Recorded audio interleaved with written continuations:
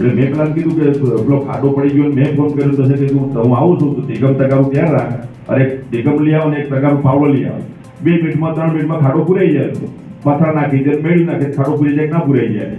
હવે એના માટે પાછું આરએમબી કહું, પેલો આરબી વાળો કે સાહેબ પેલા મોકલું, પેલો પછી બીજે બંધો 2 દાડાથી એટલા 2 બાઇક વાળા અંદર પડે. એટલે આપણી પોતાની પણ જવાબદારી છે. નમસ્કાર, TV13 ડિજિટલ સાથે હું સંજય દવે. વાત કરીશું આજે એક એવી વાત કે જેને લઈને લોકો આશ્ચર્યમાં છે. અરે જોજો ભાઈ, પડતા નહીં. અચ્છા પડ્યા, ઓહ અરે યાર તમે પડ્યા તમારો વાંક. એટલે આ તો રસ્તો છે, રસ્તામાં ખાડો છે અને ખાડામાં તમે. હવે એને રિપેર તમારે કરવાનો ભાઈ. આવું હું નથી કહેતો, રાજ્યના એક મંત્રી કહે છે. એ પણ ગોધરાના એક કાર્યક્રમમાં ખબર નહીં કેટલા ઉત્સાહી થઈ ગયા કે એમને સરકારે નહીં કામ કરવાનું એવી સુફિયાની સલાહ આપી દીધી જનતાને. અરે ભાઈ, ખાડા પડે છે તમારા વિસ્તારમાં, રોડમાં વરસાદ ખાડા પડે છે તો એમાં સરકાર શું કરે? આમાં સરકારે કંઈ જ ના કરવાનું હોય ભાઈ. વારે વારે સરકારને વચ્ચે લાવો છો, ખાડા તો પડે અને એમાં તમે પણ પડો, તમારા પગ પણ ભાંગે. પણ તમારે સમજવાનું છે આ ખાડામાંથી કેવી રીતે બચવું, ખાડાને કેમ રિપેર કરવા. હવે જો તમે નહીં કરો તો મંત્રીજીએ તો કહી દીધું છે કે સરકારને કહેવાનું નહીં. સરકારને નહીં કહેવાનું, કારણ કે ખાડા સરકાર નથી પાડતી.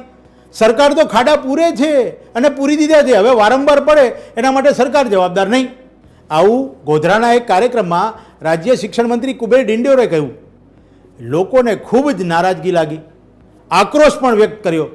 પણ હવે ભાઈ મંત્રીજી બોલ્યા છે તો માનવું તો પડશે, કારણ કે ખાડા એ વરસાદનો વાંક છે, તમારા વિસ્તારનો વાંક છે, તમે ત્યાં રહો છો એનો વાંક છે, અને તમે ખાડાને જુઓ છો ને ખાડામાં પડો છો એનો વાંક છે.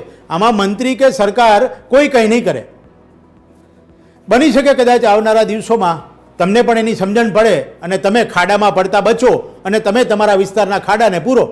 આવી સરકારની સલાહ છે અને સરકારનું આવું કહેવું પણ છે.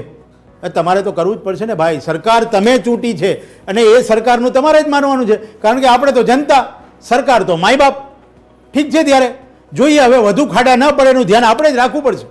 મંત્રીજીએ તો કહી દીધું એટલે આપણે ધ્યાન રાખવું જ પડશે, કારણ કે આવનારા દિવસોમાં એમના કામથી, એમની સત્તામાં, એમની સિસ્ટમમાં શું ખાડા પડે છે એનાથી આપણે કોઈ લેવા દેવા નહીં. રોડ રસ્તાના ખાડાને તમારે જોવા પડશે અને તમારે જ પૂરવા પડશે. બોલો હવે કંઈ કહેવું છે? આ છે ભાઈ વિકાસ. આ વિકાસનો ખાડો અને વિકાસનું વચન પાળવું તો પડશે.